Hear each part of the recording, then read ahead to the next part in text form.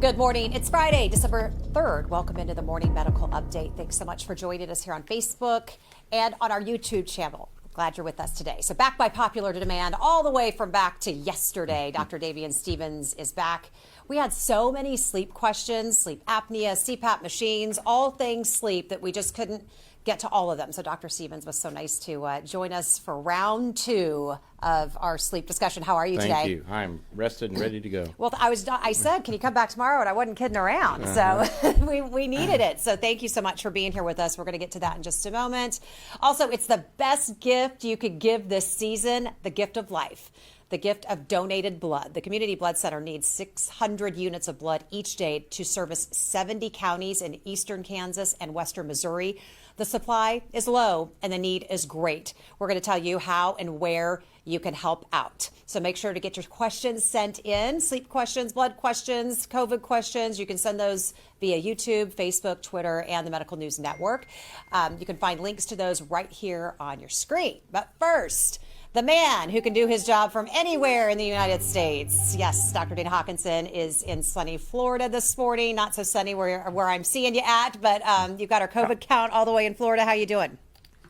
Yeah, I'm good. It's warm here. I was expecting to see the beach or something exciting behind you on this Friday, but yeah. I'm you can't get away. Beach. I'm in the middle of the state. Yep. Okay.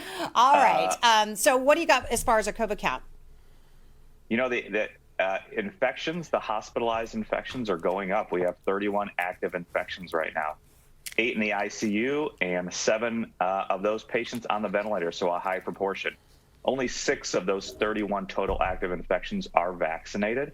And we do have 16 additional patients who have met that removal of isolation, that recovery period criteria. So total of 47. But again, 31 active infections. It has gone up significantly within the last 7 to 10 days at our hospital. And Dr. Hawkinson, what do you make of those higher numbers? What are your thoughts on that? Kind of help us understand what that really means. What concerns do you have? Yeah, again, this is before we've identified any Omicron here in the metro community. We know that there was now a new rise in cases from that Delta surge. We know that our lowest number of 7-day rolling average of cases never got to where it was in the past prior to, like a year ago, where we had a very, very low number of 7-day rolling average cases. But now, for the past couple of weeks, we certainly have seen a rise in our cases in the metro area. This is a function of that rise. We know that hospitalizations tend to lag behind cases by 2 to 3 weeks, and I think we are seeing the results of that that increase in the number of cases that we've identified. So what's travel been like? I know you had this trip planned before Omicron hit. So just what was it like, people taking the right precautions? I know you always do it right, but were other people doing the same? Yeah.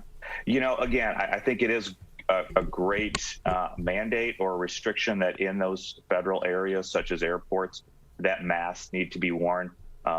We know that all the airline companies back masking and all that. So really on the planes, in the airports, everybody has masks for the most part, unless they're eating or drinking. Certainly some are always down below their nose. But I think we just have to all understand and realize that when you go to those places where you are around a lot of people, you have to believe that somebody has active coronavirus infection.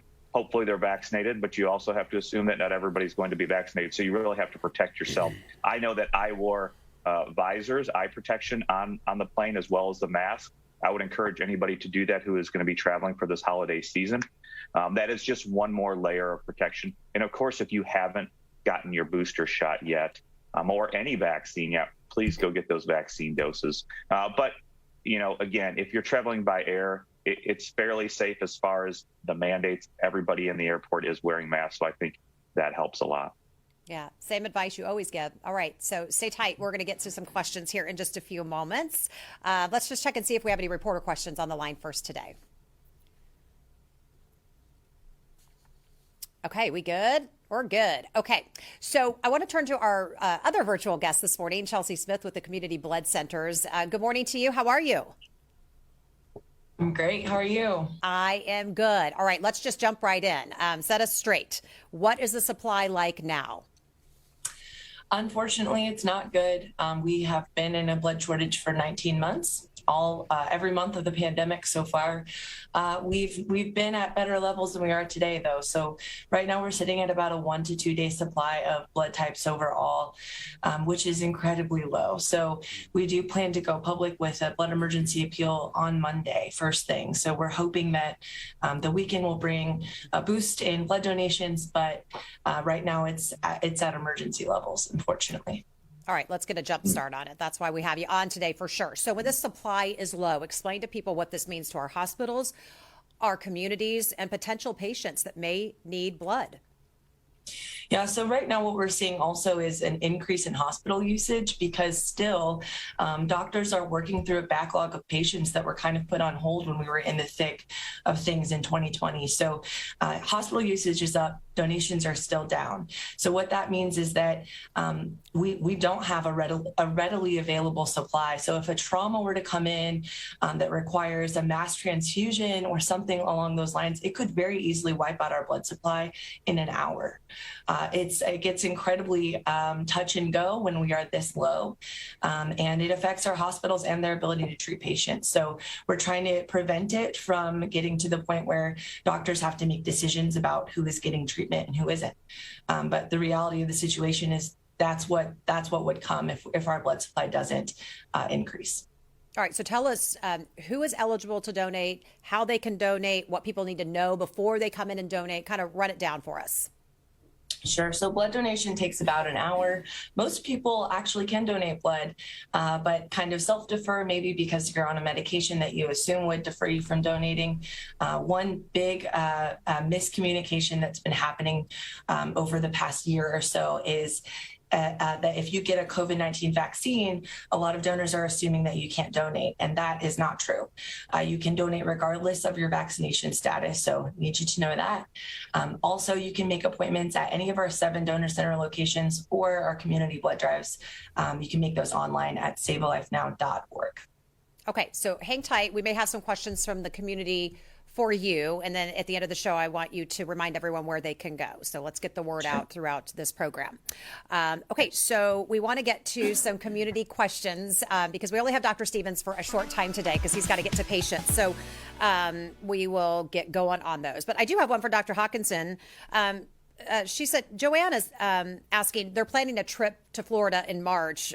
What's masking like in Florida that you're noticing?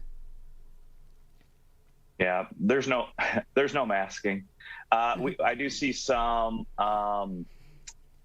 certain individuals, on an individual basis. Again, I'm here for a soccer tournament for my son, so there are people from all around the country here. So there are groups of people and families who are in mass, but in general, there's not a lot of masking. We are going to be doing activities outside. On the soccer field, so that will be safe. But otherwise, if you go into stores or a restaurant, obviously there's not a lot of masking. But I don't think that's a lot different from Kansas City either. So I wouldn't say there's too much difference.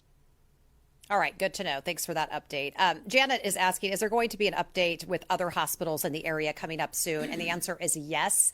That will be on Tuesday. We will have all the chief medical officers joining Dr. Stites to give you an update across the metro. So please stay tuned for Tuesday.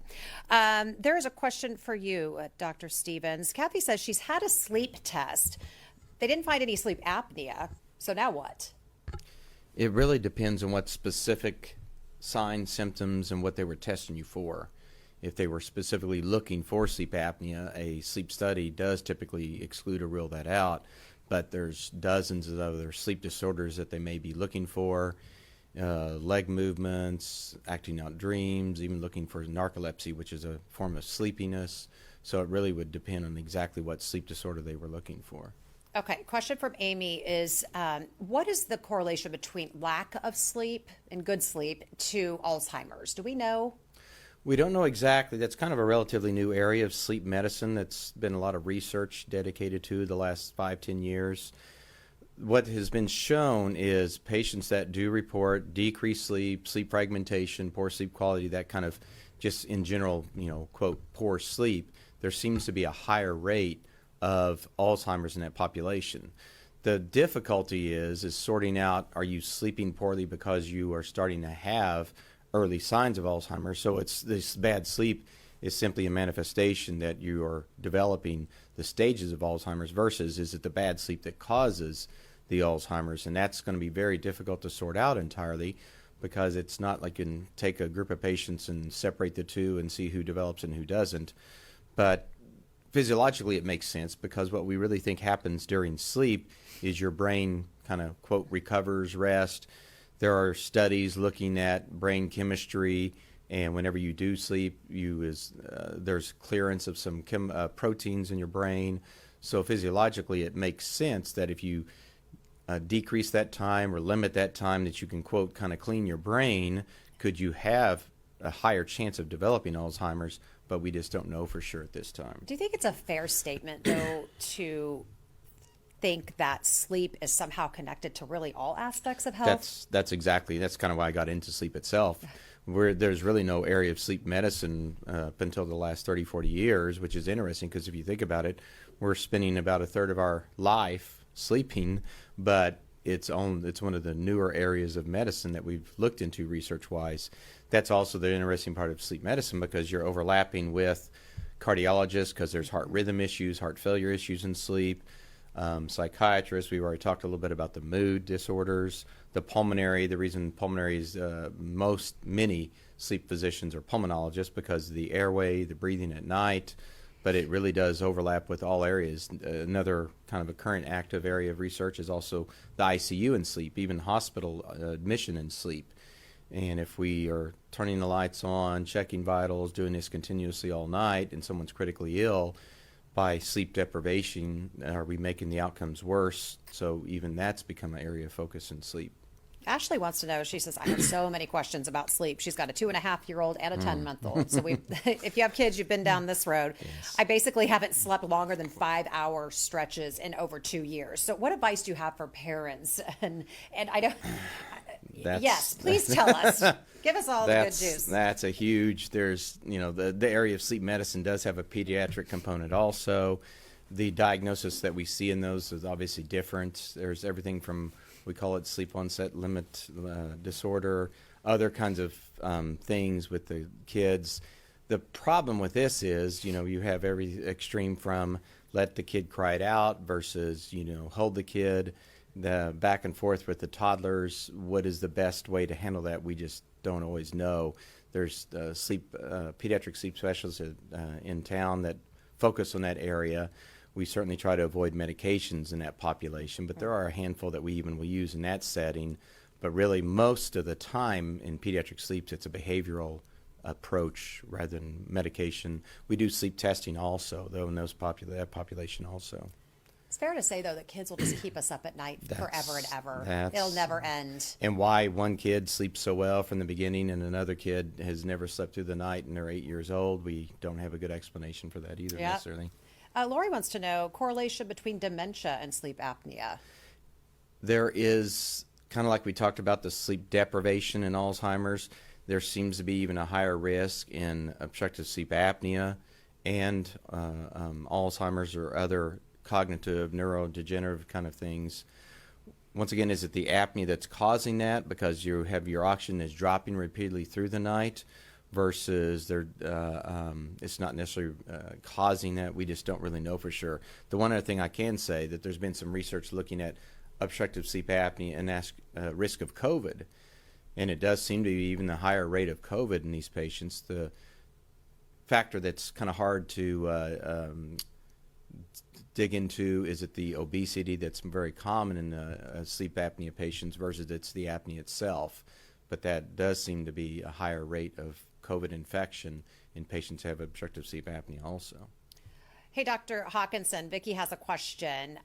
Once you have COVID, does the virus stay in your body forever like chickenpox does? No, I mean, that's a very good question. This does not have a cycle or anything that it incorporates into your body. This is a short-lived acute infection. This is not like chickenpox or CMV or HIV. Very good question, but the answer is no. Okay, question is, I just got diagnosed with severe obstructive sleep apnea, and an APAP was recommended. Maybe it's a CPAP. Yeah, APAP. Maybe it's a CPAP was recommended. But I received a letter that ordered me a CPAP. Okay, so so there's a difference between an APAP and a CPAP? Yes. Tell us. Typically when patients or individuals are talking about an APAP, instead of a Cpap, which I mentioned yesterday was continuous positive airway pressure, an APAP is an auto-adjusting. In the last 10 years or so, we've been using a lot more auto-adjusting or auto Cpap, many will call it too. That machine actually can sense airway narrowing, airway closure. It even senses snoring, and the pressure in the machine automatically adjusts according to your airway pressure you need to get rid of the apnea, to get rid of the snoring, maintain airway patency. And that's what most of the time when someone's saying an APAP, what they're really meaning is an auto-titrating CPAP. So, and folks who are just now joining our conversation, we had this is kind of a continuation of yesterday, but tell folks again and remind them about, just in the last 40 years that CPAP has been around, what was the treatment before it came here? The only real treatment besides trying to lose weight was actually what we call a tracheostomy. You would literally put a tube into the neck, into the trachea, and by doing that, you would leave it open at night, and patients would be able to sleep without having the apnea episodes because it would bypass your nose, your throat, your upper airway, and that was really the only treatment before we had CPAP. So that's what we call a game changer. No. Right? Okay. Elizabeth wants to know, I have sleep apnea and use a CPAP. I've heard of a new surgery for sleep apnea, Inspire. Would you recommend that? Talk about that a bit. So I did a little bit yesterday also. That's this hypoglossal nerve stimulator, we call it. Inspire is simply the name of one of the devices. There are a couple others that are either in research or in the market also. The idea is it's literally a pacemaker size device that fits on your clavicle, has a wire that runs up your neck into the nerve that controls your tongue function, and you don't even turn it on during the day. At night you turn it on with a remote device over the pacemaker, over the generator, and at night it stimulates the tongue, protrudes the tongue forward, and by protruding the tongue forward it keeps the back of your throat open. Most patients it'll get rid of the snoring also. Most patients it will help. About 80% of the time, 85% of the time, we cure patients entirely. We do use it in patients that typically have already failed CPAP. We always try CPAP first just because it is what we call the gold standard. It actually will fix everybody if patients are able to wear it. But as I mentioned yesterday, only about 2/3 of patients are able to wear the CPAP long term. We're going to get to your COVID questions. I see them coming in, but we only have Dr. Stevens a few more moments, so I'm going to try to get to as many of these as I can. Kathy says, it's been decades since I could recall a dream. Is there any relationship between this and my lack of sleep? There's possibly some. Dream recall, dream content, all that is kind of difficult to interpret. There's patients that have never recalled a dream, and we do a sleep study, and during the study, they may be in REM sleep or rapid eye movement sleep, and that's the stage of sleep that's most strongly associated with dreaming. Now, patients will dream in other stages, and so it's not 100% related to REM sleep or rapid eye movement sleep. But we'll do a study on someone, and they may have 15-20% REM sleep that night, and you see them in clinic, and they still have never recalled a dream. So the fact they don't recall doesn't mean they're not having dream or REM sleep. We just don't really know the importance. There's a few medications that can suppress REM, so your percent of REM, roughly the REM sleep is about somewhere between 15-25% of your all sleep overnight. But we just don't really understand why some patients have very vivid dream recall, some patients have intermittent, and then some patients will have just no recall, basically their entire life. We need to do a dream show. I'll wake up from a dream and say, that's the best dream ever. And I could get to the top of my stairs, walk down the hallway, and it's completely out of my mind. I can't, I'll sit there and go, wait, what was I just, and I can't even recall one detail. It's so bizarre. Patients that really want to recall that, one of the things that there's been some research is start keeping a journal. Yeah. And if you start doing that, at 2 a.m. you wake up and you have a dream, to write it down. And patients quite often will start having more significant dream recall their details of the dream and stuff like that if they start a dream journal, but that requires you to wake up at 2 a.m. and write it down. Which you probably wouldn't necessarily recommend for great sleep, right? Some patients are just interested in their dreams. So. Yeah, it is a fascinating topic. Well, why we even dream is a whole topic in and of itself that we don't understand at all. Okay. You know, is there truly a function to dreaming? And the whole sleep community kind of goes back and forth that, you know, it's a way you work out different, you know, exposures, trauma, stress during the day. Other sleep specialists don't think it really has any function at all. It's just a artifact of, you know, evolution of the brain, stuff like that. We really don't understand even the function of dreaming, though. You know what? That means you're going to have to come back. I'll give you a little break, though.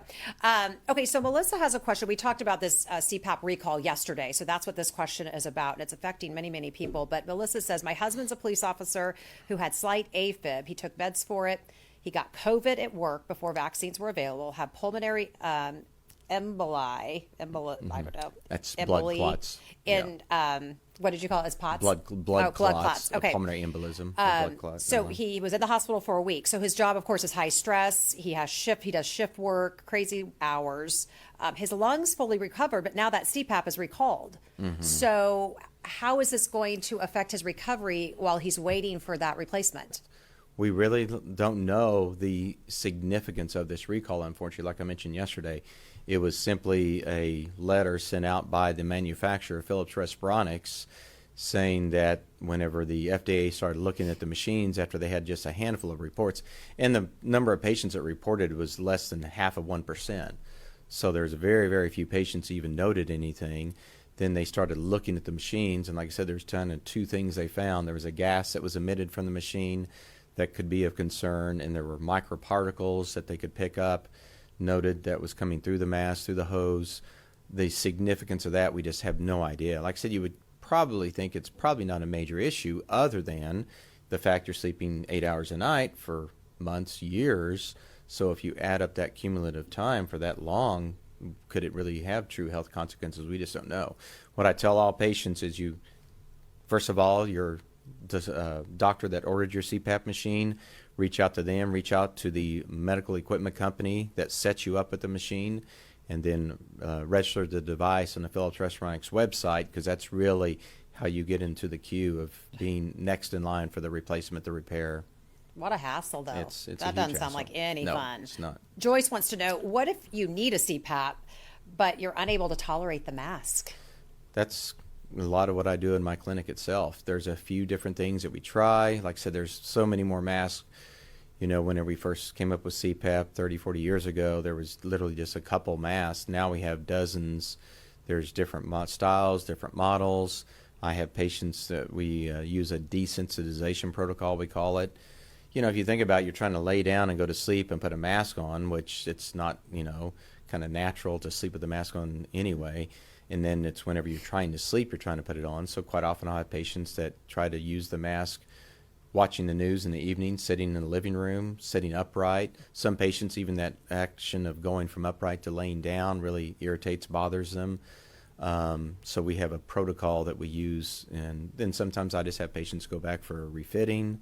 And then, like I said, this is in the situation where sometimes the mouthpiece, sometimes the Inspire, the nerve stimulator. So we do, have other options also in that scenario. Is sleep apnea reversible? Like, could you? Mainly losing weight. Like I said, when we were talking with Dr. Stites yesterday, he's got a normal weight, so there's basically nothing. And he has sleep apnea and is on a CPAP. I learned something new about him yesterday. So he's on a CPAP machine each and every night. So unfortunately, there's just not many options for him because, like I said, he's kind of stuck with this process that he just can't maintain his airway patency at night while he sleeps.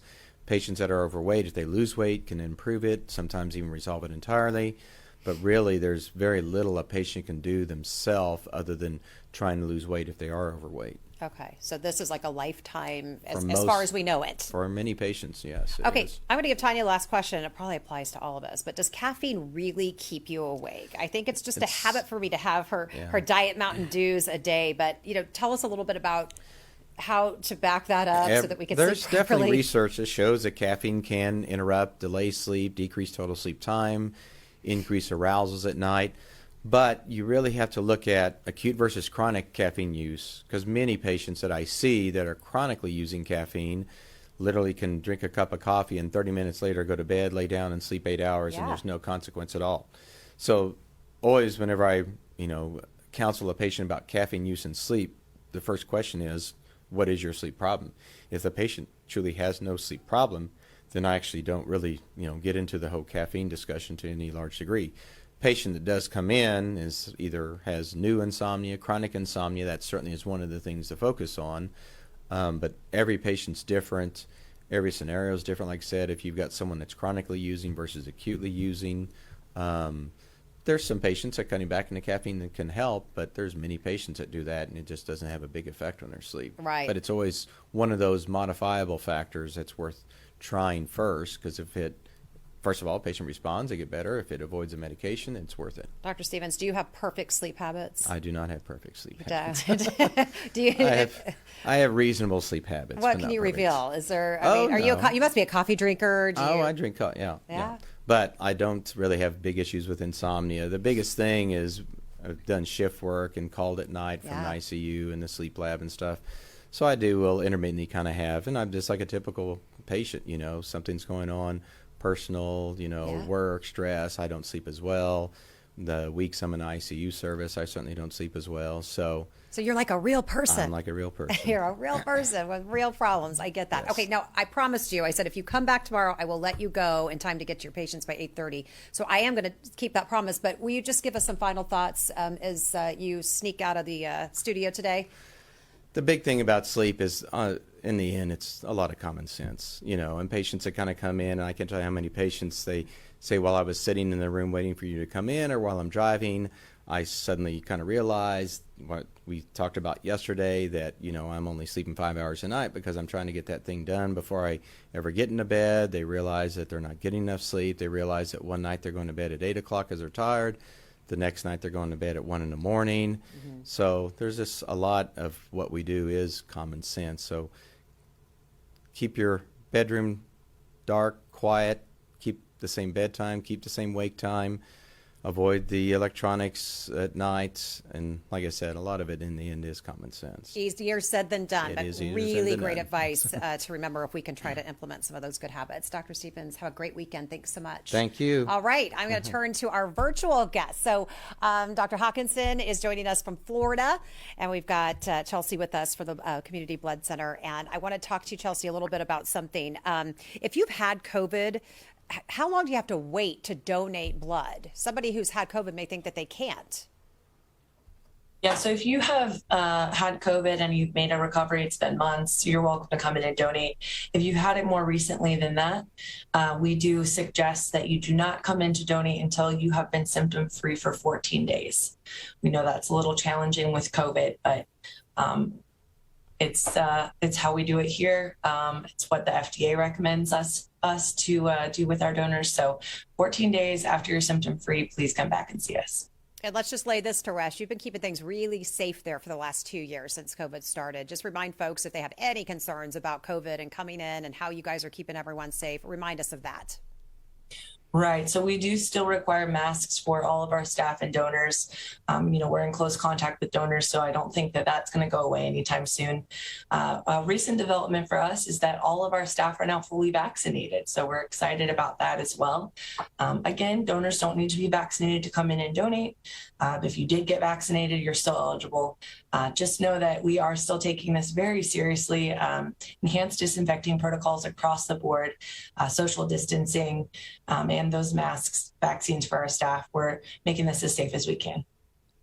All right, Dr. Hawkinson, back to basics. This might have been one from back a couple years ago, but it's a good question. Jeannie wants to know, are all hand soaps created equal? We're going back to our hand washing rules. Yeah. I mean, the big issue about soap is that it is able to, really destroy or burst open those viruses or bacteria. That is just their mechanism of action, even from soaps from way back, 100 years ago. That's just how soaps work. And so they are all able to clean and destroy certainly everything on the market now, for the most part, from what I believe, especially on the major brands, all act the same, all act to help just destroy those microorganisms on your hand and on your body. All right, so no secrets. Just wash your hands and use soap. No. Okay. Mary wants to know, are negative COVID adults, are they tested for RSV? Do you keep track of that? Yeah, actually now we do have a multiplex PCR, meaning there are different tests in one test that we are able to do, and we are able to test for influenza A, influenza B, RSV, and COVID-19 all in one swab. We also have a larger multiplex PCR that tests for I believe around 15 or 18 different pathogens as well. That's mostly reserved for hospitalized patients and certain immunosuppressed patients that are maybe in the clinic or outpatient setting. But we do have multiplex PCR tests now that do test for more than just SARS-CoV-2, yes. All right, Jennifer is concerned about a friend, so let's try to help her out. Her friend is fully vaccinated, but tested positive for COVID. She's feeling really ill and has been bedridden. She spent all day in bed yesterday trying to find an open clinic for antibody infusion and cannot get an appointment. She's very worried about her. Do we have any advice what she should do, where she should go? You know, we know the monoclonal antibody access has decreased in our metro area for one reason or another, whether it's the federal and state funding, whether it's the ability to have the workforce and the staffing and the space for those, but also supply of those monoclonal antibodies. So I would just keep trying around.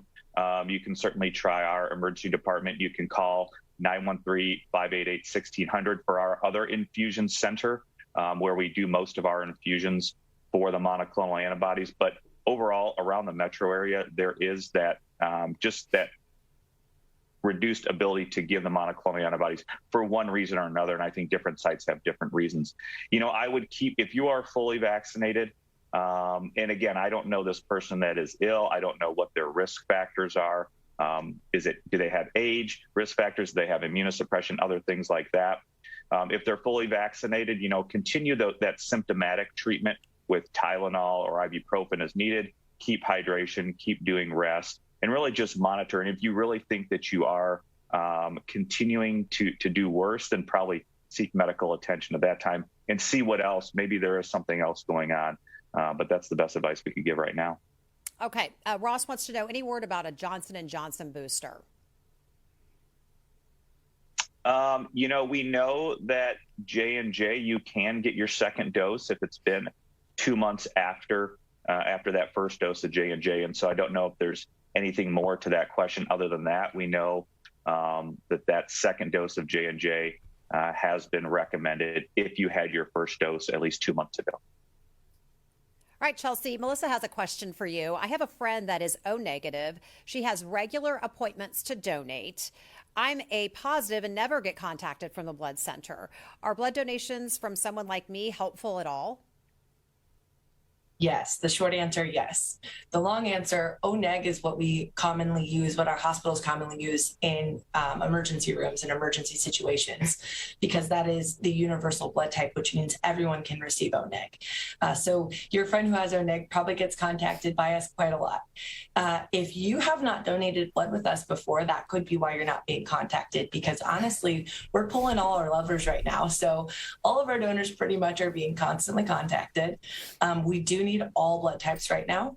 We also need other donation types as well, not just blood. So platelets, that's another blood product that we collect here at Community Blood Center that is used for a lot of things in hospitals. So platelet donations are beneficial as well. And your blood type doesn't matter as much with a platelet donation as it does with a red blood cell donation. The other question, do you get paid to give blood? No. So in the United States, if you are collecting a blood product that will be transfused into a patient, you cannot pay them. We have to use voluntarily made blood donations.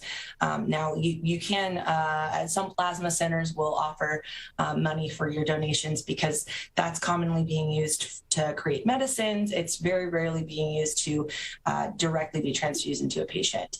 All the blood that we collect at Community Blood Center is directly for patient transfusion, so it has to be voluntarily donated.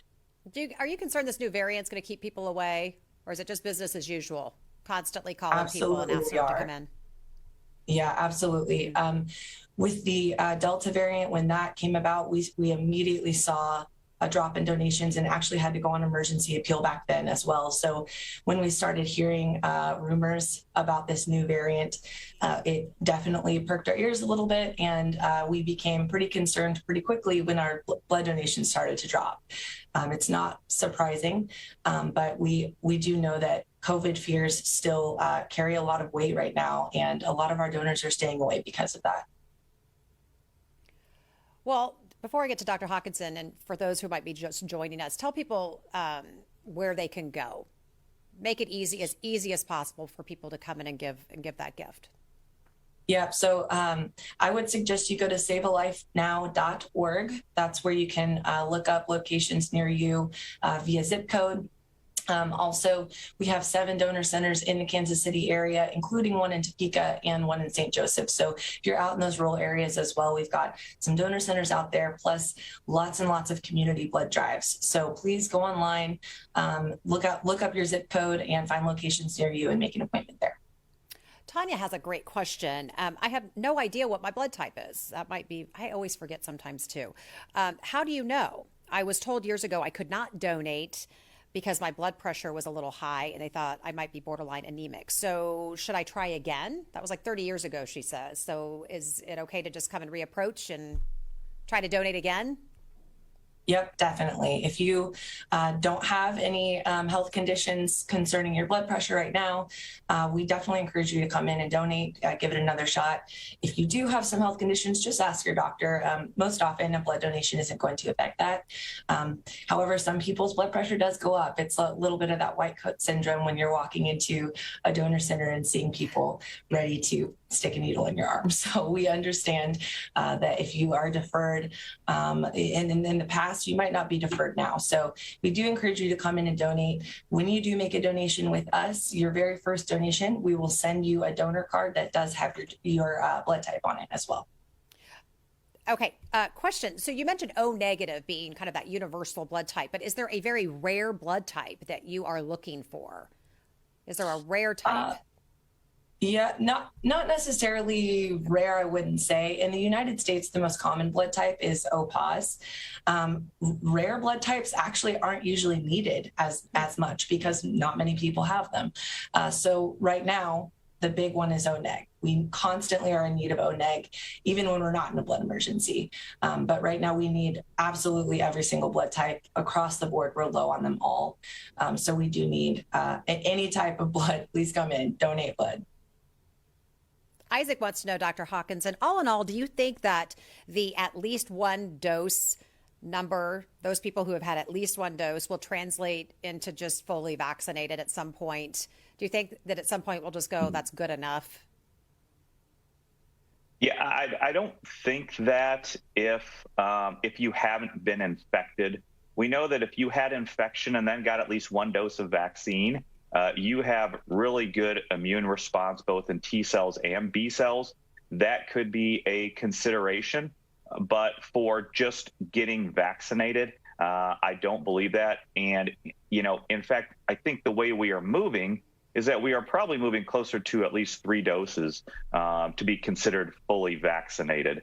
But I don't think just one dose. I think one dose will start to offer you some protection. We know that occurs. It's not optimal protection. But you will start to gain some protection from at least one dose of those mRNA vaccines. Obviously, for Johnson & Johnson, the original studies came out and said, one dose, and then you get that second dose at least 2 months later. But I don't believe, we are going to be going backwards as far as if you've never been infected and then just getting one dose of the mRNA vaccine, you'll be considered fully vaccinated. No. Well, yeah, that's tough because you want to say, yeah, one is better than none. Of course, we know that, Yeah, but absolutely. that's not what we want. So it's a tough message to go between. Okay, a couple more questions, and we're going to do some final thoughts and pictures of cute kids. Okay, so Catherine is asking a question, Chelsea, that I think you already answered, but just in case she missed it, you should wait 2 weeks after vaccination, or you said after a COVID diagnosis. This is 2 weeks after vaccination before giving blood. Would that give your body time to get back to normal? So you said wait until after you're no longer symptomatic with COVID, but what about after you've had your vaccine? So actually, there's no wait time for after you get your vaccine, as long as you're feeling healthy and well. So we do understand that a lot of people may not feel the best after they get their vaccine. That's okay. You can't donate blood if you don't feel well. That's across the board. So we just encourage you to come in whenever you're feeling okay. If you get your vaccine today and you feel fine, come on in and donate today. Okay, Rebecca is curious if the monoclonals will still be effective against Omicron, or will it need to be reformulated, Dr. Hawkinson? Yeah, I think we are still trying to understand and learn that. We know that the Eli Lilly monoclonal antibody was not effective against Alpha variant when that was predominating. We know when Delta became the more predominant, that monoclonal antibody then showed, or the monoclonal antibody at that point showed activity against Delta, and we can use all of the current monoclonal antibodies against Delta. I think we are still trying to understand and learn exactly what the activity of all of the companies' monoclonal antibodies are against Omicron. So hopefully we'll get some of that information soon. I thought I did see some blurb or headline or quote that there is still going to be some activity of at least one of those monoclonal antibody companies against Omicron. All right, that's going to wrap up our questions today. So Chelsea, I'm going to start with you. I want to get some final thoughts. Again, just your message you want us to head out into the weekend. Let's get a jump start on your push, your campaign to get more blood into our blood banks, and just again remind people where they can go. Sure, yeah. So I do want to start by saying we're aware that there is some donor fatigue about these emergency messages. We've been in an emergency state for 19 months now. So we do know it gets old to hear from us. But when we drop to emergency levels, our duty is first and foremost to our hospitals and our patients.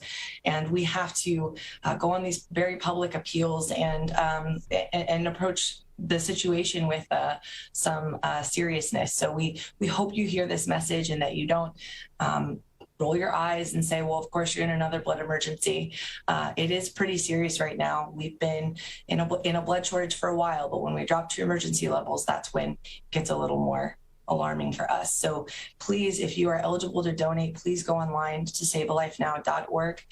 Make an appointment there. You can also find information about whether or not you're eligible to donate. If you have questions, go to our website as well, or give us a call and we can help answer those questions for you. Please don't self-defer. Don't assume that you can't donate blood.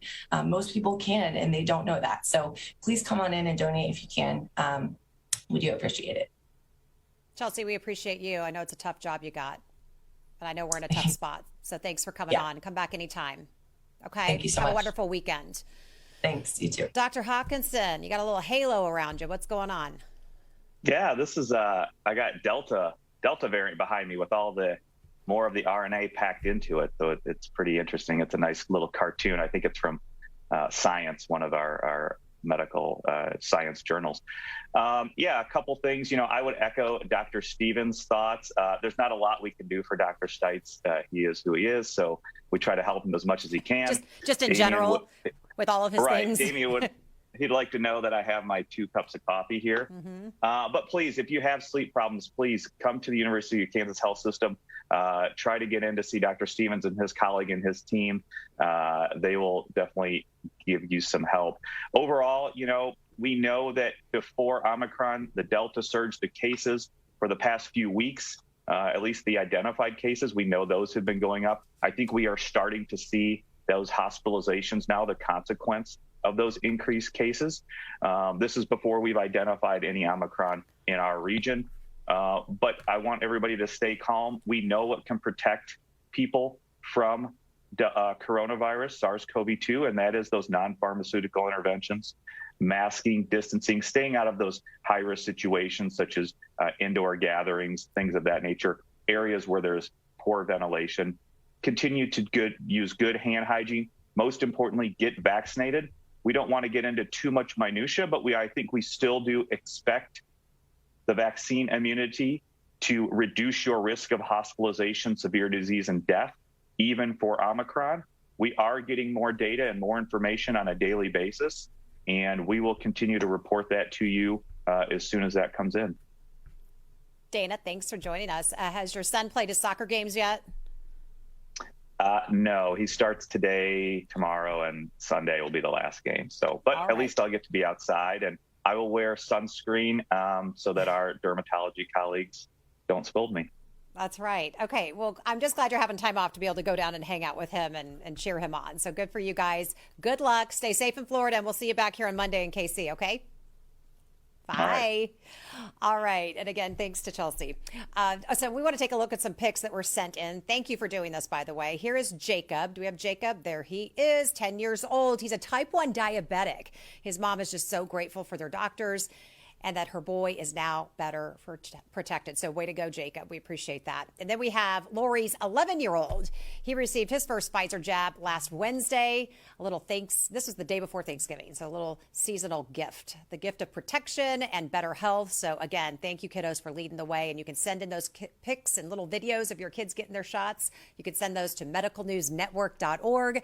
We love showing off your kids, showing off their arms. So send those in. And thank you so much for being with us today. We really appreciate it. On Monday, how to better care for our bodies and our minds for the holidays. We're going to head out to our Sports Medicine and Performance Center in Overland Park, where an exercise expert, he's going to show us some ways to keep off those extra pounds. And then we're going to team up here in the studio with a psychologist with great advice for coping with the anxiety and the stress of the holidays. We kind of want to end a good year and start a new one on the right foot. So everyone have a great weekend. We'll see you back here on Monday at 8. Subscribe to our morning medical update and open mics with Dr. Stites podcasts. Now everywhere podcasts are available.